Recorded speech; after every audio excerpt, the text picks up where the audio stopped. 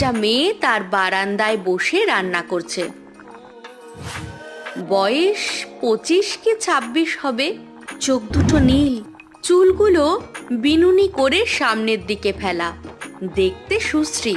তাছাড়া শারীরিক গঠনও বেশ ভালো। এই মেয়ে, কে তুমি? দিনুকে দেখে মেয়েটা কিছুটা অপ্রস্তুত হয়ে পড়ে। এ কি, আপনি? আজ আপনি এত তাড়াতাড়ি ফিরে এলেন? তার মানে তুমি সেই অদৃশ্য মানব যে আমার কাজগুলো করে দেয়? দেখুন, বাড়ি থেকে পালিয়ে এসেছি। আমার একটা আশ্রয়ের প্রয়োজন ছিল, তাই আপনার এখানে আশ্রয় নিয়েছি। বিনিময়ে আমি আপনার কাজ করে দিই, এর জন্য কৃতজ্ঞতা জানানোর প্রয়োজন নেই।